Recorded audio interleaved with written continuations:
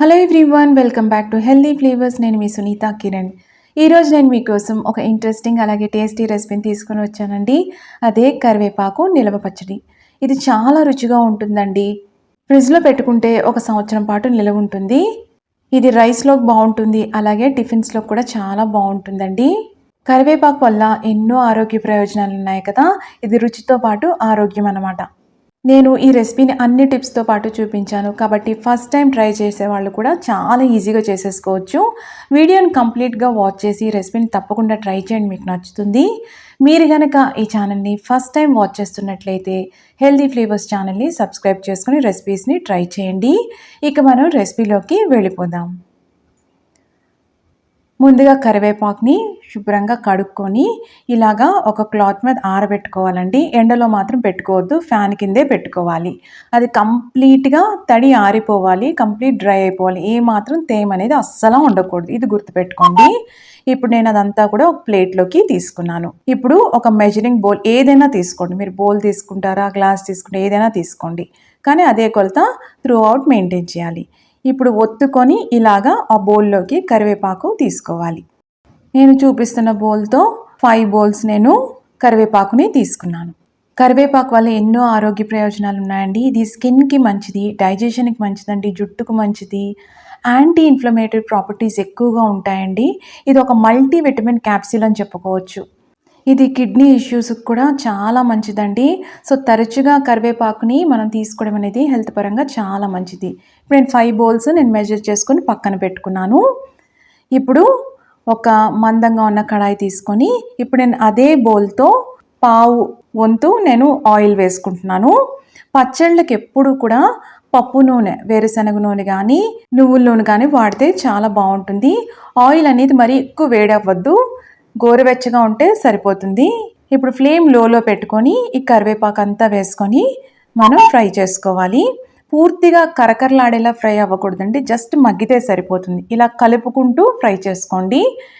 కలుపుకోకపోతే ఏమవుతుందంటే ఆకరణ ఉన్నవి మాడిపోతాయి. అలా కాకుండా మొత్తం అన్నీ కూడా చక్కగా మగ్గాలి. చూసారా, ఇలా మగ్గితే సరిపోతుంది, కరకరలాడక్కర్లేదు. ఇది మాత్రం గుర్తుపెట్టుకోండి, కరకరలాడితే బాగోదు, జస్ట్ మగ్గితే సరిపోతుంది. ఇప్పుడు స్టవ్ ఆఫ్ చేసేసుకొని ఒక ప్లేట్లోకి తీసేసుకోవాలండి. ఇది పూర్తిగా చల్లగా అయిపోవాలి. చూసారా, ఇలా ప్లేట్లోకి తీసుకున్నాను, ఇది పక్కన పెట్టేసుకోండి. ఇప్పుడు పోపుని రెడీ చేసుకుందాము. ఎందుకంటే పోపు వేసుకున్న తర్వాత అది పూర్తిగా చల్లగా అవ్వాలి. అదే బౌల్తో నేను 1.5 వంతు ఆయిల్ తీసుకున్నాను. 1 కప్పు ఇంకొక హాఫ్ బౌల్ ఆయిల్ తీసుకున్నాను. ఇప్పుడు ఆయిల్ అనేది కాస్త గోరువెచ్చగా అయితే సరిపోతుంది. బాగా ఎక్కువ పోపు వేసుకుంటాం కదా, అంత వేడి అవసరం లేదు. ఒక 2 స్పూన్లు ఆవాలు. ఇందులో శనగపప్పు, మినపప్పు వేసుకుంటే కూడా బాగుంటుందండి, కానీ నిలవ పచ్చడి కదా, మనకి పోని అవి నానిపోయి బాగోవు, అందుకనే నేను వేయడం లేదు. అలాగే 1 స్పూను జీలకర్ర, ఒక 15 వెల్లుల్లి రేకులు దంచి వేసుకున్నాను. అలాగే 4 ఎండుమిర్చి ఇలా ముక్కలు చేసి వేసుకుంటున్నాను. ఇవన్నీ కూడా ఫ్లేమ్ లోలో పెట్టుకొని ఒక్క అర నిమిషం ఇలా ఫ్రై అవ్వనివ్వండి. బ్రౌన్గా మాత్రం అస్సలు అవ్వకూడదు. ఒక పావు స్పూన్ ఇంగువ వేసుకోండి. చల్లగా అయ్యేసరికి అదంతా చక్కగా వేగిపోతాయి. ఇప్పుడు ఆఖరణ కరివేపాకు వేస్తున్నాను కదా, ఈ కరివేపాకు కూడా నేను కడుక్కొని ఫ్యాన్ కింద ఆరబెట్టుకునే వాడుతున్నానండి. ఏ మాత్రం తేమ ఉండకూడదు.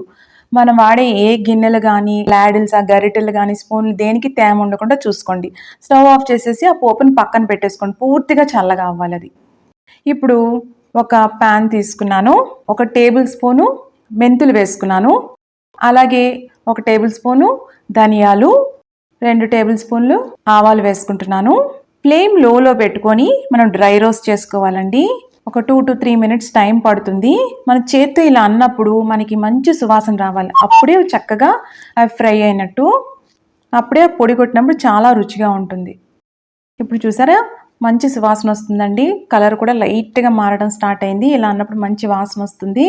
స్టవ్ ఆఫ్ చేసుకొని పూర్తిగా చల్లగైన తర్వాత మాత్రమే పొడి కొట్టుకోవాలి. ఆవాలు ఉన్నాయి కదా, ఏ మాత్రం వేడున్నా చేదొచ్చేస్తుంది. ఇప్పుడు పూర్తిగా చల్లగైంది. మిక్సీ జార్లోకి తీసుకొని మెత్తగా పొడి కొట్టుకొని పెట్టుకున్నాను. చూసారా, ఇలా ఉంది. మనకి పోపును పొడి 2 రెడీ అయిపోయినాయి.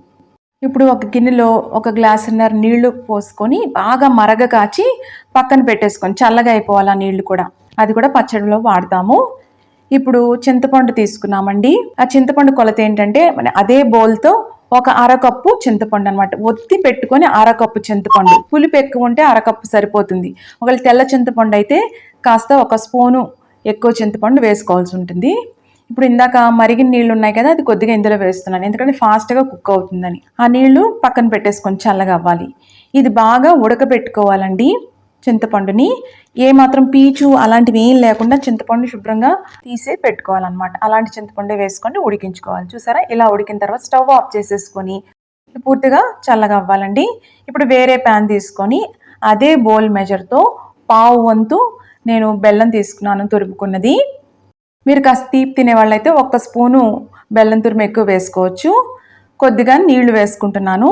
వేసుకొని బెల్లాన్ని జస్ట్ కరిగిస్తే సరిపోతుందండి. పాకం పట్టాల్సిన అవసరం ఏం లేదు, జస్ట్ బెల్లం కరిగిపోతే సరిపోతుంది. ఇప్పుడు బెల్లం కరిగిపోయింది కదా, ఇది మనం పక్కన పెట్టేసుకుందాము. చూసారా, స్టవ్ ఆఫ్ చేసిన తర్వాత ఇలా ఉంది. పూర్తిగా చల్లగా అవనివ్వండి. ఇప్పుడు మిక్సీ జార్ తీసుకొని పూర్తిగా చల్లగా అయినా వేయించుకున్నాం కదా, ఈ కరివేపాకుని వేసుకుందాం. ఇప్పుడు ఒక్కసారి మనం మిక్సీ పట్టుకుందాము. చూసారా, ఇలాగా చక్కగా బరగ్గా మెదిగితే సరిపోతుందండి. మరి మెత్తగా అవ్వాల్సిన అవసరం లేదు. ఇందాక పొడి కొట్టుకొని పెట్టుకున్నాం కదా, ఆవాలు, మెంతులు, ధనియాలు, అది వేసుకుంటున్నాము. ఒకసారి స్పూన్తో కలుపుకొని మళ్ళీ ఒకసారి మిక్సీ పట్టుకోండి. ఇవన్నీ బాగా కలవాలి. ఆకు కాబట్టి ఫాస్ట్గా గ్రైండ్ అవ్వదండి ఇది. కరివేపాకులో ఎక్కువ ఫైబర్ ఉంటుంది కదా. ఇప్పుడు చింతపండు గుజ్జు కూడా పూర్తిగా చల్లగైన తర్వాత వేసుకోవాలి. అలాగే నేను అదే బౌల్తో 3/4 అంటే 3/4 వంతు కన్నా కొద్దిగా ఎక్కువగా కారం వేసుకుంటున్నాను. సరిపోతుందండి ఇంత మాత్రం కారం. ఇది స్పైసీగా తినే వాళ్ళకి. తక్కువ స్పైసీ తినే వాళ్ళైతే ఒక 3 టేబుల్ స్పూన్ల కారం దాంట్లోంచి తగ్గించుకోండి. అలాగే పావు వంతు బౌలు సాల్ట్ వేసుకుంటున్నాను. ఇంత మాత్రం సరిపోతుంది. అవసరం పడితే మళ్ళీ లాస్ట్లో వేసుకోవచ్చు సరి చూసుకుని. ఇవన్నీ ఒక్కసారి కలుపుకొని మనం ఇందాక నీళ్లు కాచి పెట్టుకున్నాం కదా, చల్లగా అయిన తర్వాత వేసుకోండి. ఇది మరిగించిన నీళ్ళండి కాబట్టి ఏమి ఇబ్బంది లేదు. మరగ కాచి పక్కన పెట్టుకున్న నీళ్లు చల్లగా అయిన తర్వాత వేసుకొని మిక్సీ పట్టుకోండి. అవసరపడితే కొద్ది కొద్దిగా నీళ్లు వేసుకుంటే మిక్సీ పట్టుకొని ఇలాగ బౌల్లోకి తీసుకోవాలి. ఒకటేసారి ఇవన్నీ కలుపుకోవడం కష్టం అండి, మిక్సీ అనేది స్టక్ అవుతుంది. దానికోసం బౌల్లోకి తీసేసుకొని బెల్లం ఇందాక కరిగించి పెట్టుకున్నాం కదా, అది వేస్తున్నాను. చల్లగా అయిన తర్వాత కాస్త దగ్గర పడుతుందండి, అదంతా కూడా వేసేసుకోవాలి. వేసుకొని చేత్తో కలుపుకోండి. రుచి సరి చూసుకొని అవసరం పడితే సాల్ట్ వేసుకోండి. నాకు ఒక స్పూను సాల్ట్ వేసుకున్నాను. ఒకవేళ ఈ నేను చెప్పిన కారం కొలత అనేది మీ టేస్ట్ కాస్త ఎక్కువ ఘాటు అనిపిస్తే గనక ఒక స్పూన్ చింతపండు, ఒక స్పూన్ బెల్లం, కాస్త నీళ్లు వేసుకొని మరగ కాచుకొని బాగా శుభ్రంగా ఉడికించుకొని అప్పుడు పూర్తిగా చల్లగైన తర్వాత దీంట్లో వేసేసి కలిపేసుకోండి. ఇప్పుడు ఇదంతా కూడా ఒకటేసారి మిక్సీ జార్లో వేసుకుంటే ఏమవుతుందంటే స్టక్ అయిపోతుందండి. దానికోసం కొద్ది కొద్దిగా తీసుకుంటూ మిక్సీ జార్లో వేసుకొని ఈ పులుపు, కారం, అలాగే తీపి ఇదంతా కూడా బ్లెండ్ అయ్యేలాగా బ్లెండ్ చేసుకొని వేరే బౌల్లోకి తీసి పెట్టుకోండి. ఇలా తీసి పెట్టుకున్నాను. అవసరం పడితే మధ్యలో మనం నీళ్లు పక్కన పెట్టుకున్నాం కదా, ఆ వాటర్ యాడ్ చేసుకుంటూ మరీ గట్టిగా కాకుండా మరీ పల్చగా కాకుండా ఈ కన్సిస్టెన్సీలో మీరు చేసి రెడీ పెట్టుకోండి. ఓకేనా, ఇలా చేస్తేనే చక్కగా బ్లెండ్ అవుతాయండి. చేత్తో కలుపుకొని మిక్సీలో వేసుకోవాలి. ఇది మాత్రం ఖచ్చితంగా గుర్తుపెట్టుకోండి. ఇప్పుడు మన పోపు కూడా చల్లగా అయిపోయింది. ఇప్పుడు ఈ రెండు కలుపుకోవాలి మనం. ఏమాత్రం వేడి ఉండకూడదండి. చూసారా కన్సిస్టెన్సీ ఎలా ఉందో, మెత్తగా ఉండాలి. ఈ కన్సిస్టెన్సీలో ఉండాలి.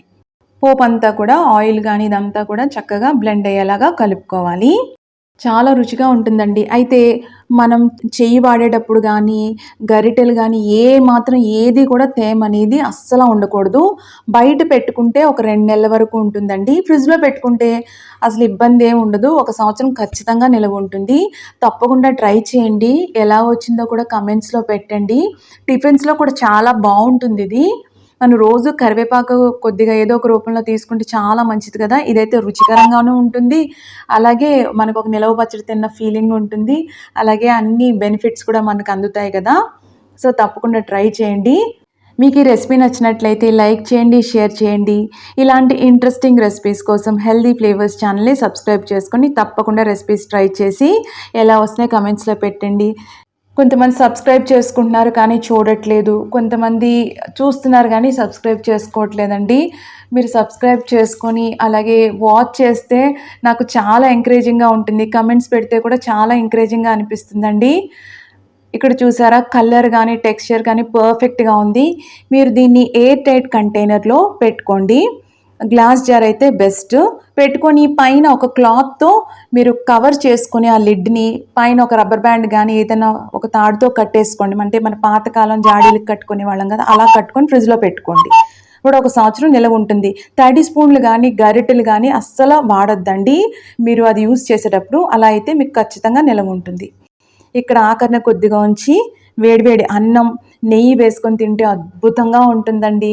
ముద్దపప్పు కాంబినేషన్‌తో ఈ కరివేపాకు నిలవ పచ్చడి కాస్త నెయ్యి వేసుకొని తింటే కూడా చాలా బావుంటుందండి. టిఫిన్స్‌లో కూడా చాలా బావుంటుంది. కాస్త కారం తగ్గించుకున్నారనుకోండి, చక్కగా రెగ్యులర్‌గా రోజు కూడా మన టిఫిన్స్‌లో తినొచ్చు. రోజు తిన్నా కూడా కరివేపాకు అనేది మంచిదే కదా! సో, తప్పకుండా ట్రై చేసి ఈ రెసిపీని ఎంజాయ్ చేయండి. మళ్ళీ మరొక ఇంట్రెస్టింగ్ రెసిపీతో మిమ్మల్ని కలుస్తాను.